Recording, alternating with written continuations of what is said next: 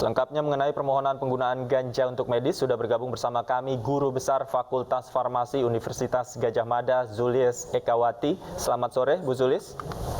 Selamat sore semuanya. Baik. Ibu Zulis, apakah betul tanaman ganja ini bisa efektif mengobati sebuah penyakit, Bu? Bagaimana penjelasannya?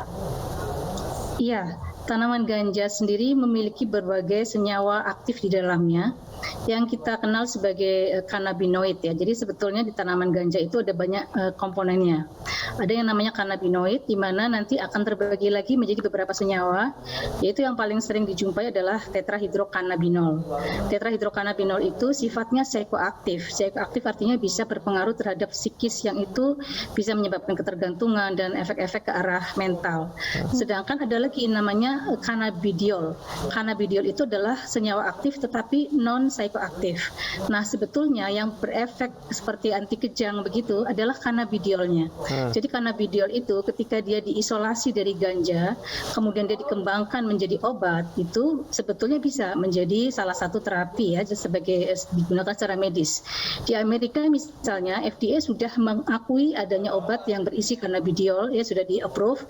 Namanya contohnya adalah Epidiolex misalnya, di mana di sana diindikasikan untuk terapi untuk seizure atau untuk kejang juga, untuk suatu penyakit-penyakit tertentu seperti Lennox-Gastaut syndrome atau mungkin Dravet syndrome, itu yang ditandai dengan ada kejang. Termasuk juga cerebral palsy ini. Jadi memang tadi disampaikan oleh ibunya tadi ya, bahwa anaknya juga seringkali mengalami kejang, itu adalah akibat kelumpuhan otak atau kerusakan otak. Nah, memang cannabidiolnya itu memang bisa terbukti secara klinis juga, sudah ada uji kliniknya, bisa mengatasi kejang begitu.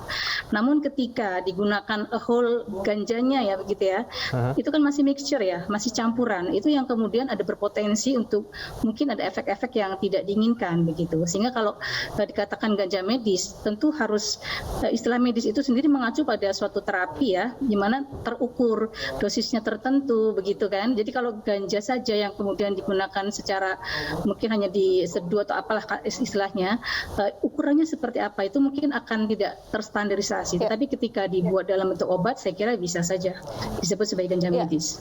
Ya, Prof. Zulis, untuk saat ini apakah hanya ganja saja yang ampuh untuk mengobati beberapa penyakit tertentu, atau bisa digantikan sebetulnya dengan beberapa zat-zat lain begitu? Ya, tentu saja ganja bukanlah satu-satunya obat untuk beberapa penyakit tadi. Termasuk cerebral palsy tadi, sebetulnya juga masih ada obat-obat lain yang bisa digunakan terutama untuk relief atau mengatasi kejangnya. Hanya saja memang seperti cannabidiol ini dalam approval-nya oleh FDA dikatakan adalah untuk mereka yang sudah tidak responsif lagi terhadap terapi konvensional atau terapi yang lain. Jadi kita harus melihat konteksnya dulu. Jadi ganja ini bisa menjadi alternatif tetapi bukan menjadi pilihan pertama, karena tadi ada aspek-aspek lain yang harus dipertimbangkan begitu. Tapi ketika sudah menjadi senyawa murni seperti cannabidiol, sebetulnya ketika terukur dosisnya dan sebagainya dan diawasi dengan pengobatan oleh dokter yang kompeten begitu, saya kira itu nggak ada masalah. Baik. Artinya tidak mengkonsumsi ganja utuh ya, tapi harus diolah kembali. Baik, terima kasih Prof. Zulis Ekawati sudah bergabung bersama kami di iNews Sore. Selamat sore.